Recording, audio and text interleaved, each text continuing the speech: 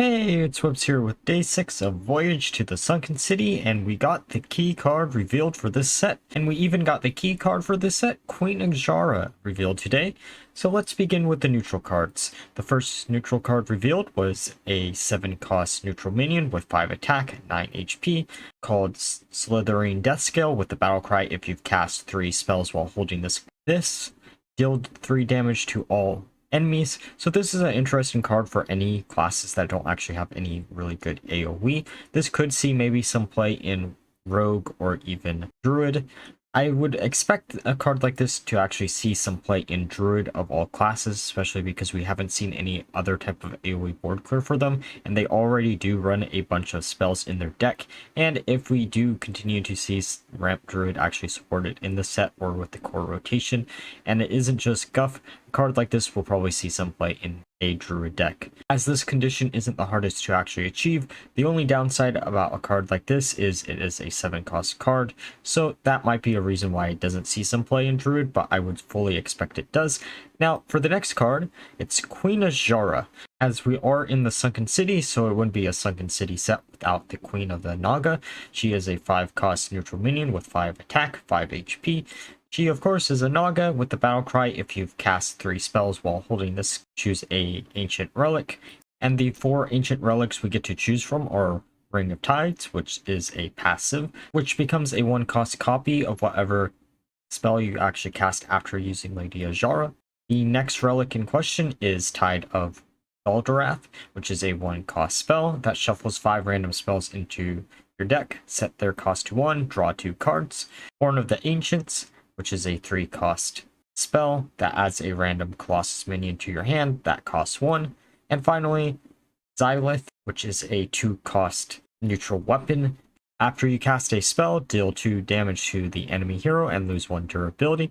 So I'm really excited to actually see Xylith actually make her way into Hearthstone as a card. It kind of does suck that we won't see her Void Elf form, but at this point, I'm just excited to see the dagger itself, since it's such an iconic Warcraft item at this point and such a fan favorite item since Legion. Overall, I think all of these relics are pretty decent. I think honestly all 4 of these have some type of potential. The first one is really abusable in some type of combo deck, which might be a little bit frightening for some people, but it is an interesting idea, especially if there are some high cost spells that you might want to get a 1-cost copy of. Tidestone is a little bit too RNG for me and too much of a delayed effect to really be consistent enough, but being able to draw 2 cards is pretty good, especially because this is a neutral card and Nagas aren't going to be the hardest thing in the world to actually just run in a lot of decks, especially because there are a lot of them in the set. While Horn of the Ancients does have the possibility of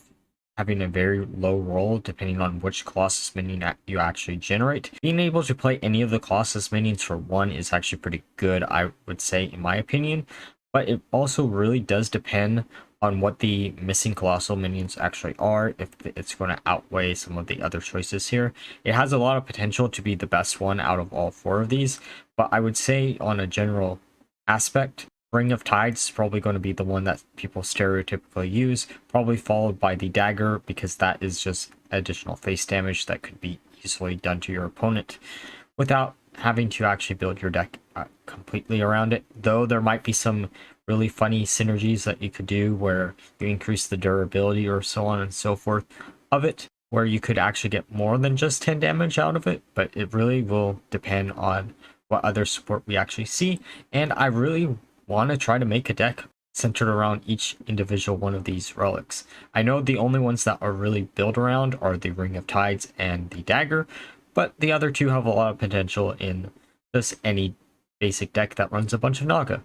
Alright, the next card revealed is Barbed Nets, which is a 1-cost hunter spell that deals 2 damage to an enemy. If you're holding a Naga while casting this, choose a second target. So the good thing is, I don't think this can actually hit the same target back to back, though this is a little bit worrisome overall, as it does give Questline Hunter even more targets to actually do face damage and is a really cheap spell. So I do think Questline Hunter is probably going to be the most frightening deck out of all the older decks moving forward, especially because it seems like we are getting a lot of support for a Questline Hunter deck, even though it already was a really decent deck overall. And I can't see a world where this doesn't see some type of play, especially if it can choose the same target twice. But I think because of how it's worded, it has to be a different target. Who knows? We'll see. The next card revealed is Whirlpool, which is a 9-cost free spell that is nature for some reason. Destroy all minions and copies of them wherever they are. This reminds me so much of the old Rogue Legendary. I know that comparison's been made a bunch so far with this card in particular, but it really does. The upside about this card compared to that Rogue Legendary, though, is you can actually run 2 copies in the deck, and you can discover additional copies pretty easily. Though the downside is this is a 9-cost card, which might make it where it doesn't see much play, but if it does see some play, it's going to be played in a meta where there's a bunch of combo decks, which wouldn't you know, there are a bunch of combo decks floating around right now.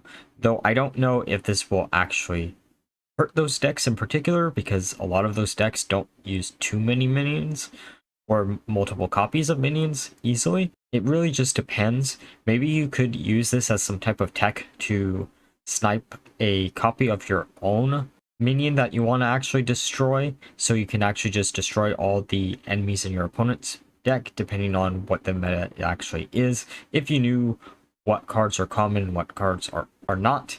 It's a really cool idea to really mess around with, and I can see this seeing a lot of play as long as it being a 9-cost card isn't too expensive. Now for the next card revealed, it is Aszharan Vessel, which is a 5-cost rogue spell. Summon 2 3/3 pirates with stealth.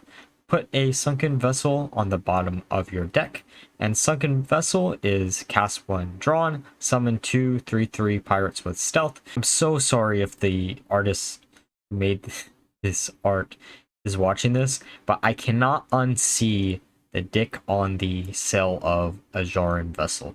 I don't know if it's the medication I'm currently on or what, but I just can't unsee it. I think this card is probably really good, though, overall. I just needed to get that out of the way. It's cool to see Shuffle Rogue actually becoming a deck. It sucks that Grand Empress is actually rotating out with this card actually being printed, because it really needed something like this to see a lot of play.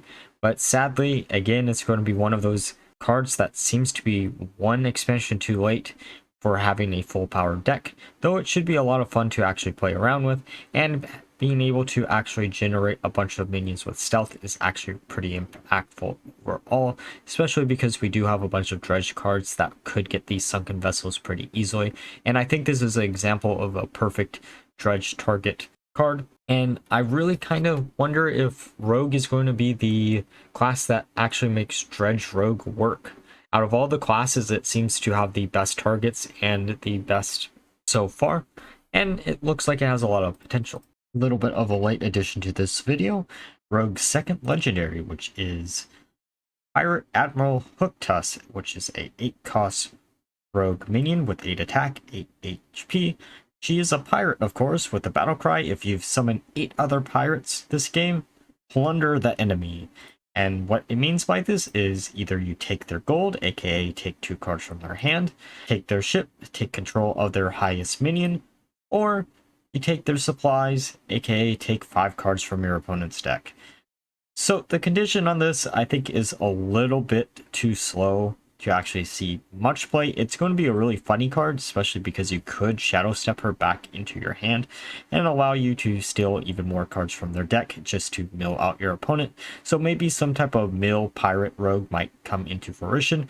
Though there is one thing that frustrates me about this card in particular, is the fact that the flavor text on Nelly, aka the Warrior Legendary Colossus minion, says it's her ship. And for some reason, she's a rogue minion. I get she was originally a rogue minion, and it makes a lot more sense that way. But it would make a lot of sense to, I don't know, combine the 2 minions into being in the same class instead of spreading them between the 2. I would almost want to assume the giant crab was actually a very last minute addition, and they wanted to give Warrior a little bit more pirate support, even though it already has a pirate themed deck. It depends on what we also see other rogue cards, but because it says summon other pirates instead of play other pirates, this could actually see a lot of play, especially because I think the sunken ship that actually was revealed right before this does generate pirates, which means those should in theory count for Hooktusk, and there is a lot of potential for some type of control mill pirate rogue deck actually to see some type of play. Even if it isn't a tier 1 deck, it is definitely going to be one of those cards that's going to be really annoying to play against if you have ways to actually survive until turn 8 in Rogue, so you can pull something like this off. And the final card that got revealed today is Trench Stalker, which is a 9-cost warrior minion that has 8 attack, 9 HP, and the battle cry, attack 3 different random enemies. The good thing about this card is it's 3 different enemies, so you can't just do 24 worth of damage to your opponent's face with a 9-cost minion. That would be broken as hell. But because of this, I don't think this one will probably see too much play overall. It's too high of a cost card. It is really nice to generate this off of something like the Fires of Zin Aszhara. But besides that, I don't think this is going to actually be included in any deck, especially with N'Zoth rotating out. So Menagerie Warrior isn't going to probably be a deck. Alright, that was all the cards revealed today. Let me know which ones you're looking most forward to actually using down below. And if you enjoyed the video, please leave a like, comment, and subscribe. And until next time, bye bye.